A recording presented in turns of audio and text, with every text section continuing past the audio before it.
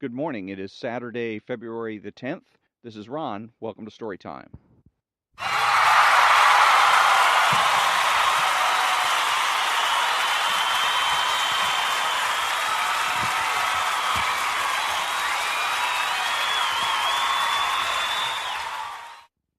This morning I'm going to be reading from The Virtue of Selfishness, a book by Ayn Rand, and I'm going to be reading chapter 17 entitled Racism, which I think is particularly appropriate for today's because of what's going on in politics today.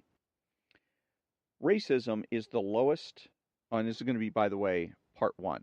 It's a fairly long chapter, so I'm going to divide this up into parts.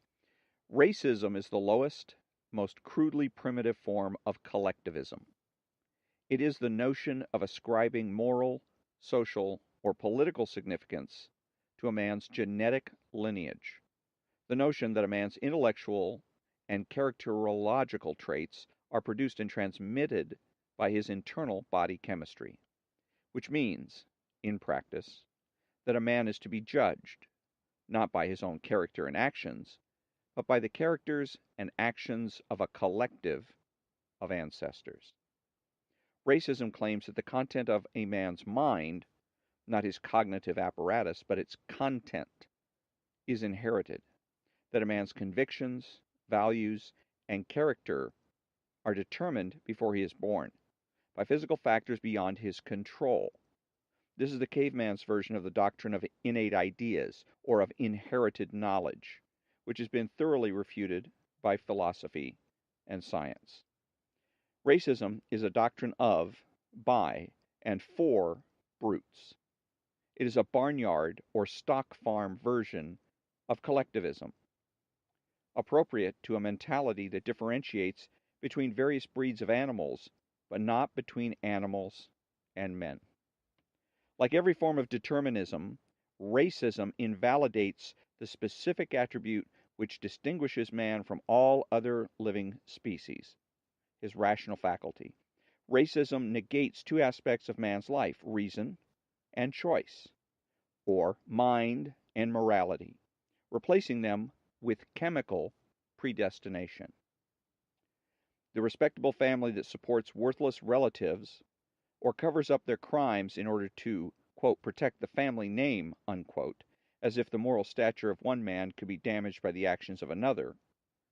The bum who boasts that his great-grandfather was an empire builder, or the small-town spinster who boasts that her maternal great-uncle was a state senator and her third cousin gave a concert at Carnegie Hall, as if the achievements of one man could rub off on the mediocrity of another.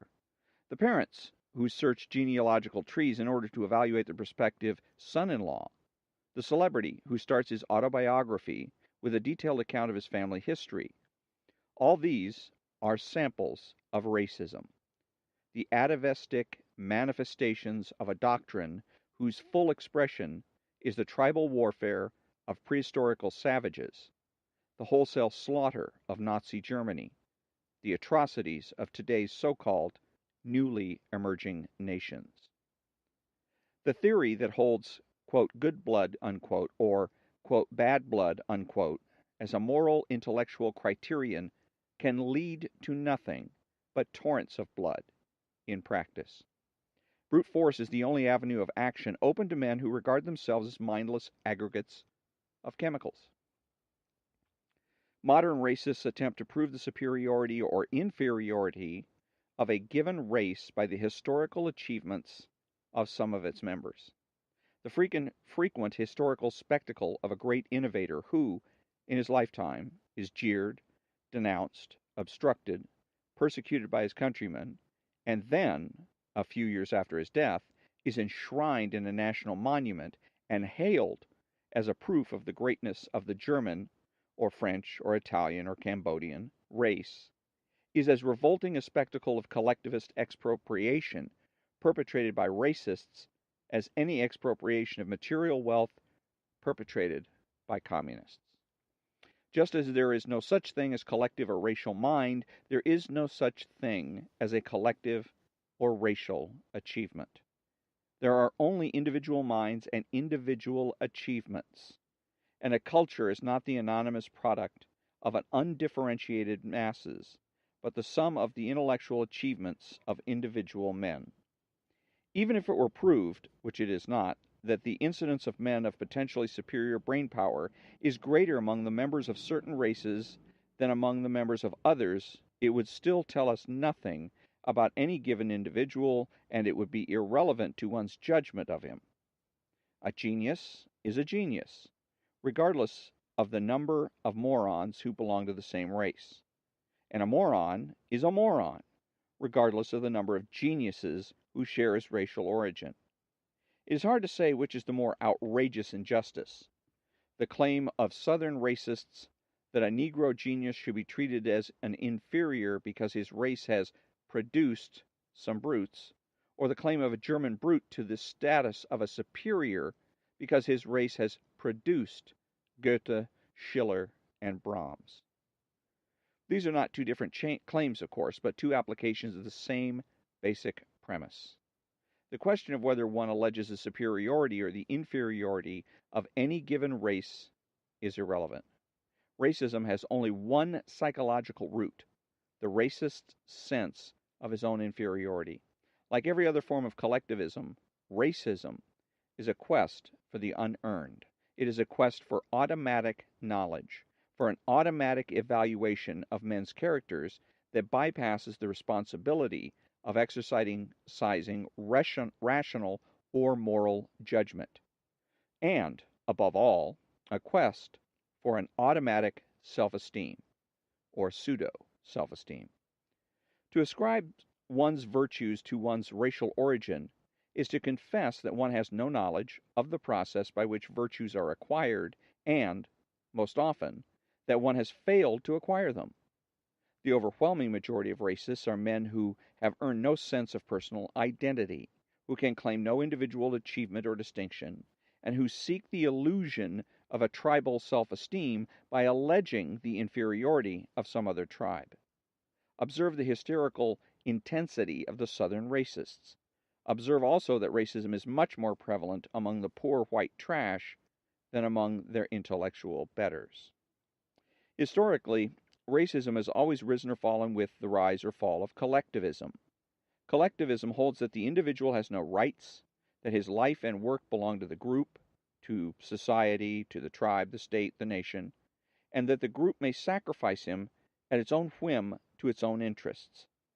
The only way to implement a doctrine of that kind is by means of brute force, and statism has always been the political corollary of collectivism. The absolute state is merely an institutionalized form of gang rule, regardless of which particular gang seizes power. And, since there is no rational justification for such rule, since none has ever been or can ever be offered, the mystique of racism is a crucial element in every variant. Just a second.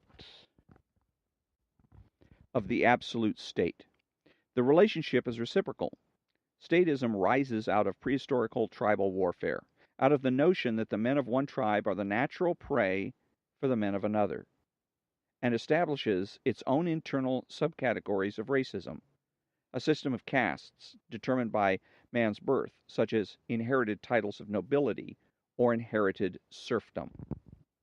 The racism of Nazi Germany, where men had to fill out questionnaires about their ancestry for generations back in order to prove their Aryan descent, had its counterpart in Soviet Russia, where men had to fill similar questionnaires to show that their ancestors had owned no property and thus prove their proletarian descent. The Soviet ideology rests on the notion that men can be conditioned to communism genetically. That is, that a few generations conditioned by dictatorship will transmit communist ideology to their descendants, who will be communists at birth. The persecution of racial minorities in Soviet Russia, according to the racial descent and whim of any given commissar, is a matter of record. Anti-Semitism is particularly prevalent. Only the official pogroms are now called political purges. There's only one antidote to racism: the philosophy of individualism, and its politico-economic corollary, laissez-faire capitalism. Individualism regards man, every man, as an independent, sovereign entity who possesses an inalienable right to his own life, a right derived from his nature as a rational being. Individualism holds that a civilized society, or any form of association, cooperation, or peaceful coexistence among men, can be achieved only on the basis of the recognition of individual rights, and that a group, as such, has no rights other than the individual rights of its members. It is not a man's ancestors or relatives or genes or body chemistry that count in a free market, but only one human attribute: productive ability. It is by his own individual ability and ambition that capitalism judges a man and rewards him accordingly. No political system can establish universal rationality by law or by force. But capitalism is the only system that functions in a way which rewards rationality and penalizes all forms of irrationality, including racism. A fully free capitalist system has not yet existed anywhere, but what is enormously significant is the correlation of racism and political controls in the semi-free economies of the 19th century. Racial and or religious persecution of minorities stood in inverse ratio to the degree of a country's freedom. Racism was strongest in the most controlled economies, such as Russia and Germany, and weakest in England, the then freest country of Europe. It is capitalism that gave mankind its first steps toward freedom and a rational way of life. It is capitalism that broke through national and racial barriers by means of free trade. It is capitalism that abolished serfdom and slavery in all of the civilized countries of the world. It is the capitalist North that destroyed the slavery of the agrarian, feudal South in the United States. Such was the trend of mankind for the brief span of some 150 years. The spectacular results and achievements of that trend need no restatement here. The rise of collectivism reversed that trend. When men began to be indoctrinated once more with the notion that the individual possesses no rights, that supremacy, moral authority, and unlimited power belong to the group, and that a man has no significance outside his group, the inevitable consequence was that men began to gravitate toward some group or another, in self-protection, in bewilderment, and in subconscious terror. The simplest collective to join, the easiest one to identify, particularly for people of limited intelligence, the least demanding form of belonging and of togetherness, is race. It is thus that the theoreticians of collectivism, the humanitarian advocates of a benevolent absolute state, have led to the rebirth and the new virulent growth of racism in the 20th century. In its great era of capitalism, the United States was the freest country on earth and the best refutation of racist theories. Men of all races came here, some from obscure, culturally undistinguished countries, and accomplished feats of productive ability which would have remained stillborn in their control-ridden native lands. Men of racial groups that had been slaughtering one another for centuries learned to live together in harmony and peaceful cooperation. America had been called the melting pot, with good reason. But few people realized that America did not melt men into the gray conformity of a collective. She united them by means of protecting their right to individuality. The major victims of such race prejudice did exist in America, were the Negroes. It was a problem originated and perpetrated by the non-capitalist South, though not confined to its boundaries. The persecution of Negroes in the South was and is truly disgraceful. But in the rest of the country, so long as men were free, even that problem was slowly giving way under the pressure of enlightenment and of the white men's own economic interests. Today, that problem is growing worse, and so is every other form of racism. America has become race-conscious in a manner reminiscent of the worst days of the most backward countries of 19th century Europe. The cause is the same: the growth of collectivism and statism. In spite of the clamor for racial equality propagated by the quote liberals unquote in the past few decades, the Census Bureau reported recently that the quote the Negro's economic status relative to whites has not improved for nearly 20 years unquote. It had been improving in the freer years of our quote mixed economy unquote. It deteriorated with the progressive enlargement of the quote liberals unquote welfare state. The growth of racism in a quote mixed economy unquote keeps step with the growth of government controls. A mixed economy disintegrates a country into an institutionalized civil war of pressure groups, each fighting for legislative favors and special privileges at the expense of one another.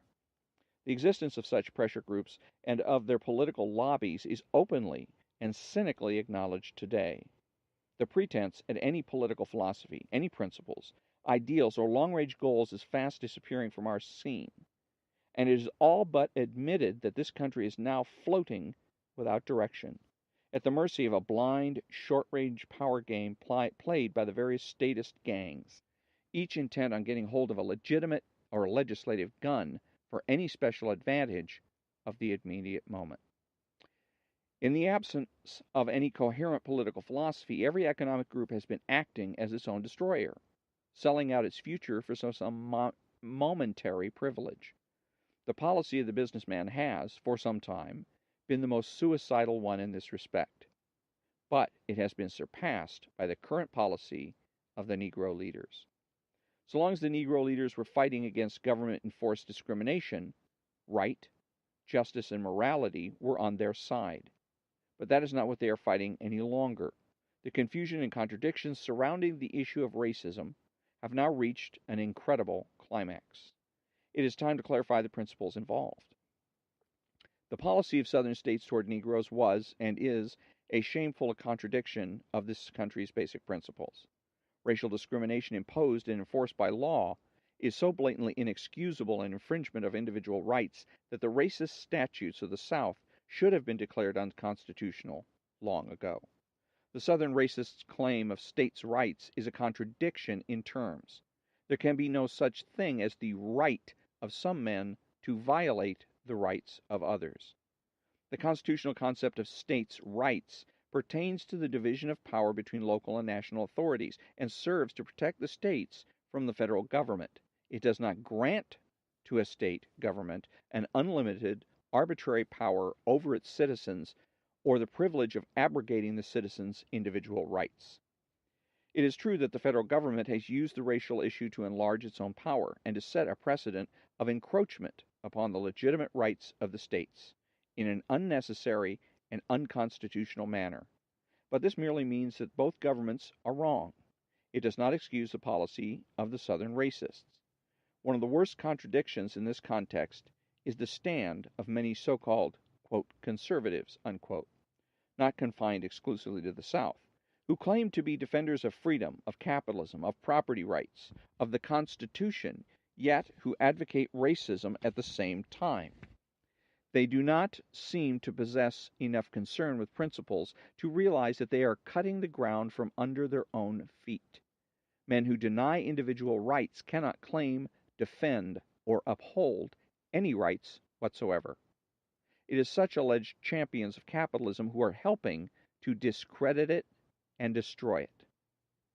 The, quote, liberals, unquote, are guilty of the same contradiction but in a different form. They advocate the sacrifice of all individual rights to unlimited majority rule, yet posture as defenders of the rights of minorities. But the smallest minority on earth is the individual. Those who deny individual rights cannot claim to be defenders of minorities. This accumulation of contradictions, of short-sighted pragmatism, of cynical contempt for principles, of outrageous irrationality, has now reached its climax in the new demands of the Negro leaders. Instead of fighting against racial discrimination, they are demanding that racial discrimination be legalized and enforced. Instead of fighting against racism, they are demanding the establishment of racial quotas. Instead of fighting for, quote, colorblindness, unquote, in social and economic issues, that they are proclaiming that color blindness is evil, that color should be made a primary consideration. Instead of fighting for equal rights, they're demanding special race privileges. They're demanding that racial quotas be established in regard to employment and that jobs be distributed on a racial basis in proportion to the percentage of a given race among the local population. For instance, since Negroes constitute 25% of the population of New York City, they demand 25% of the jobs in a given establishment. Racial quotas have been one of the worst evils of racist regimes. There were racial quotas in the universities of Tsarist Russia, in the population of Russia's major cities, etc. One of the accusations against the racists in this country is that some schools practice a secret system of racial quotas. It was regarded as a victory for justice when employment questionnaires ceased to inquire about an applicant's race or religion. Today, it is not an oppressor, but an oppressed minority that is demanding the establishment of racial quotas. This particular demand was too much even for the, quote, liberals, unquote. Many of them denounced it properly, with shocked indignation. Wrote the New York Times, the demonstrators are following a truly vicious principle in playing the numbers game. A demand that 25% or any other percentage of jobs be given to Negroes or any other group is wrong for one basic reason. It calls for a quota system, which is in itself discriminatory. This newspaper has long fought a religious quota in respect to judgeships. We equally oppose a racial quota in respect to jobs from the most elevated to the most menial. As if the blatant racism of such a demand were not enough, some Negro leaders still went further. Whitney M. Young, Jr., executive director of the National Urban League, made the following statement. Quote, the white leadership must be honest enough to grant that throughout our history there has existed a special privileged class of citizens who received preferred treatment. That class was white. Now we're saying this. If two men, one Negro and one white, are equally qualified for a job, hire the Negro. Unquote. Consider the implications of that statement. It does not merely demand special privileges on racial grounds. It demands that white men be penalized for the sins of their ancestors. It demands that a white laborer be refused a job because his grandfather may have practiced racial discrimination, but perhaps his grandfather had not practiced it, or perhaps his grandfather had not even lived in this country. Since these questions are not to be considered, it means that white laborer is to be charged with collective racial guilt, the guilt consisting merely of the color of his skin. But that is the principle of the worst Southern racist who charges all Negroes with collective racial guilt for any crime committed by an individual Negro, and who treats them all as inferiors on the ground that their ancestors were savages. The only comment one can make about demands of that kind is, by what right? By what code? By what standard? That absurdly evil policy is destroying the moral base of the Negroes' fight. Their case rested on the principle of individual rights. If they demanded the violation of the rights of others, they negate and forfeit their own. Then the same answer applies to them as to the Southern racists. There can be no such thing as the right of some men to violate the rights of others. Yet the entire policy of the Negro leaders is now moving in that direction. For instance, the demand for racial quotas in schools, with the proposal that hundreds of children, white and Negro, be forced to attend school in distant neighborhoods for the purpose of racial balance. Again, this is pure racism. As opponents of this demand have pointed out, to assign children to certain schools by reason of their race is equally evil, whether one does it for purposes of segregation or integration. And the mere idea of using children as pawns in a political game should outrage all parents of any race, creed, or color.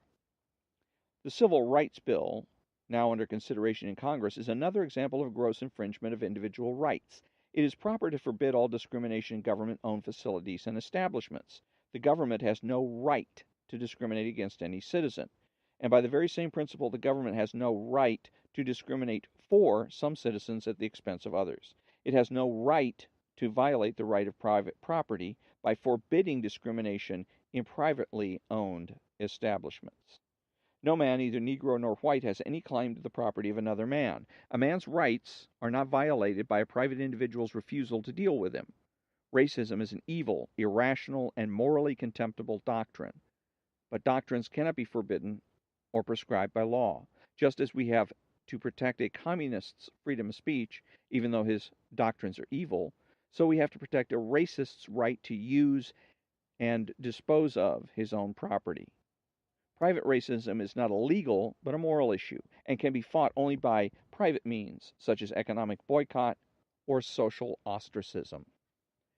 Needless to say, if that civil rights bill is passed, it will be the worst breach of property rights in the sorry record of American history in respect to that subject. It is an ironic demonstration of the philosophical insanity and the consequently suicidal trend of our age that the men who need the protection of individual rights most urgently, the Negroes, are now in the vanguard of the destruction of those rights. A word of warning: do not become victims of the same racists by succumbing to racism. Do not hold against all Negroes the disgraceful irrationality of some of their leaders. No group has any proper intellectual leadership today or any proper representation. In conclusion, I shall quote from an astonishing editorial in the New York Times of August 4th. Astonishing because ideas of this nature are not typical of our age. Quote, but the question must not be whether a group recognizable in color, features, or culture has its rights as a group. No. The question is whether any American individual, regardless of color, features, or culture, is deprived of his rights as an American. If the individual has all the rights and privileges due him under the laws and the Constitution, we need not worry about groups and masses. Those do not, in fact, exist except as figures of speech. And that was written in 1963. And I was going to do part 1, and I ended up reading the entire chapter 17, and it was written in September 1963. And I think that it was very interesting that a lot of what she wrote in that chapter mirrors what is going on in our society today. There are those people, say in the Black Rights or Black Lives Matter movement and other such movements, they're doing some of the same things that Ayn Rand has described in her chapter. And I also like the chapter, and I like reading Ayn Rand because she does the one thing that very, very few people, right, left, or center, will do when they're writing, and that is she defines her terms. She's going to talk about racism, she defines racism. If she wants to describe something as being immoral, she'll elaborate on that and tell people what it is that she means. She's very clear in what it is that she says. Most of the time today, when you're reading something or you're watching television or listening to the radio, the people that are speaking are not defining their terms. So you really can't be sure of what it is exactly that they're saying. But that was, again, Chapter 17, The Virtue of Selfishness, called Racism. And tomorrow I will be doing another reading, maybe out of The Virtue of Selfishness, maybe by something by Ayn Rand, or perhaps something different. We will see. But thank you very much for joining me, and until tomorrow, have a great day.